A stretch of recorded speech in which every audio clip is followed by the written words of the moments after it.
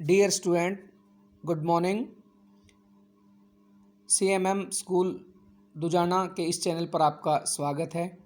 जैसा कि आपने पिछली कक्षाओं में संगीत विषय के बारे में पढ़ा और उससे संबंधित सभी टॉपिक्स को जाना अच्छी तरीके से, और आज हम इस वीडियो के माध्यम से आपका फर्स्ट चैप्टर में अलंकार की परिभाषा को पढ़ेंगे। स्वरों की नियमबद्ध रचना अलंकार कहलाती है। अलंकार का शाब्दिक अर्थ है आभूषण या गहना, अर्थात सजाने वाली वस्तु। आभूषण शारीरिक सौंदर्य की वृद्धि करते हैं और अलंकार गायन वादन की क्रिया में चार चांद लगाते हैं। प्राचीन ग्रंथकार अलंकार की परिभाषा को इस प्रकार देते हैं: विशिष्ट वर्ण संदर्भालंकार प्रत्यक्षते, अर्थात कुछ नियमित वर्ण समुदायों को अलंकार कहते हैं। पंडित अहोबल अलंकार की परिभाषा में लिखते हैं: स्वरों का कर्मानुसार संदर्भ संगठन अलंकार कहलाता है। डियर स्टूडेंट, आपको कक्षा में बताया भी गया है कि अलंकार का वास्तविक अर्थ क्या है। अलंकार वह साधन है, वह एक वस्तु है जो किसी भी चीज़ को सजाने के लिए प्रयोग की जाती है। और यदि हम संगीत में अलंकार की बात करें तो संगीत में वो वर्ण जिनके माध्यम से किसी भी गीत रचना को सजाया जाता है उसे अलंकार कहते हैं। ये स्वर समूह एक नियमित क्रम में होते हैं और इनका प्रयोग विभिन्न लयों के आधार पर सीधे या उल्टे क्रम से किया जाता है। अलंकार में आरोह तथा अवरोह दोनों होते हैं। अलंकार का यह नियम है कि जो क्रम एक अलंकार के आरोह में होता है उसका उल्टा क्रम उसके अवरोह में होना अति आवश्यक है।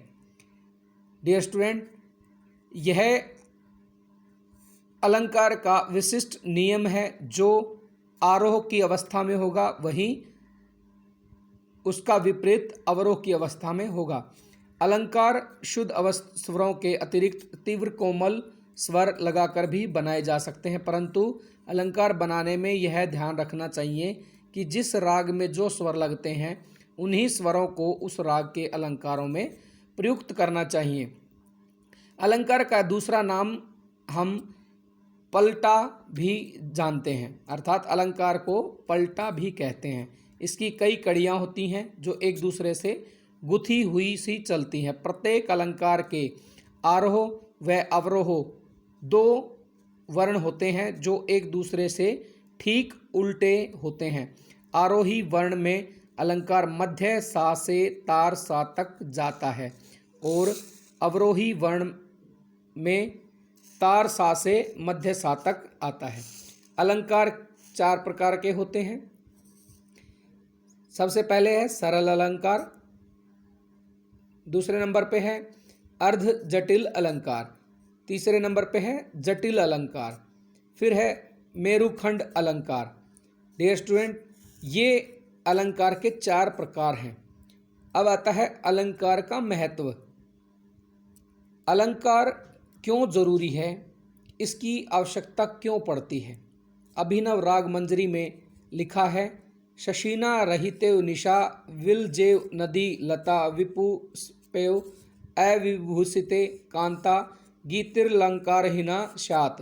अर्थात इस श्लोक का अर्थ है जैसे चंद्रमा के बिना रात्रि, जल के बिना नदी, फूलों के बिना लता तथा आभूषण के बिना स्त्री की शोभा नहीं होती, उसी प्रकार अलंकार के बिना गीत भी सुशोभित नहीं होता।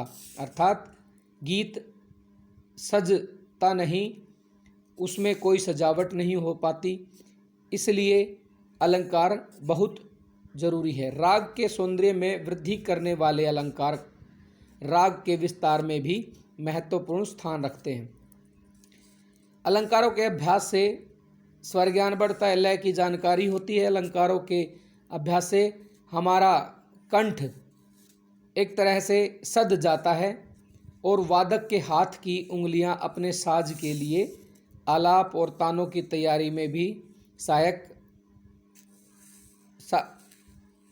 माफ़ कीजिएगा, और वादक के हाथ की उंगलियां अपने साज के लिए सद जाती हैं। इससे गायन वादन में लोच और रस का समावेश हो जाता है। इससे आलाप और तानों की तैयारी में भी सहायता मिलती है। अलंकारों के निरंतर अभ्यास से गायन वादन की रचनात्मक प्रकृति को भी बढ़ावा मिलता है। अतः संगीत विद्यार्थियों को अलंकारों का अभ्यास अवश्य करना चाहिए। अलंकार संगीत के अभिन्न अंग हैं। महान संगीतज्ञ अपने अभ्यास में अलंकारों के अभ्यास को विशेष महत्व देते हैं, क्योंकि यह स्वरों का नियमित क्रम में प्रयुक्त किया जाने का अभ्यास है और यह अभ्यास संगीत का प्राण है। संगीत विद्यार्थियों को चाहिए कि वे अलंकारों का निरंतर अभ्यास करें। डियर स्टूडेंट, अब हम अलंकार के जो 4 प्रकार हमने पढ़े, जैसे सरल अलंकार, तो उन्हीं अलंकारों का उदाहरण हम यहाँ पर पढ़ेंगे। ये देखिए, नंबर 1 पे है आरोह अवरोह। ये आरोह में हम स्वरों का जो क्रम है सा रे गा मा पा धा नी सा, इसी क्रम को अवरोह क्रम में लेकर आते हैं तो सा नी धा पा मा गा रे सा। यह सरल अलंकार का उदाहरण है। उसके बाद आता है हमारा दूसरा उदाहरण, जैसे कि एक स्वर को हम 2-2 बार प्रयोग करते हैं, सा रे गा गा मा पा धा नी नी सा। फिर उसको वापस सा नी नी धा पा मा गा रे सा।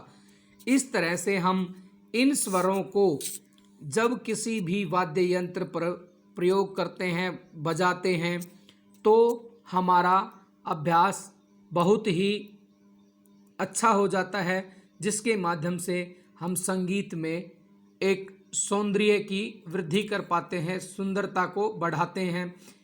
अतः हम इनके प्रयोग से यह जान जाते हैं कि अलंकारों के बिना संगीत रसहीन है, संगीत अधूरा है। डियर स्टूडेंट, आज हमने अलंकार की परिभाषा, संगीत में अलंकारों की महत्वता और उसको हम कहाँ पर कैसे प्रयोग करें, यह हमने पढ़ा। आशा करते हैं इसमें आपको समझ में आया होगा। यदि आपको कोई प्रश्न करना है तो आप कमेंट बॉक्स में जाकर अपना प्रश्न ज़रूर डालें, और उससे पहले इस चैनल को सब्सक्राइब करें। Thank you. Have a nice day.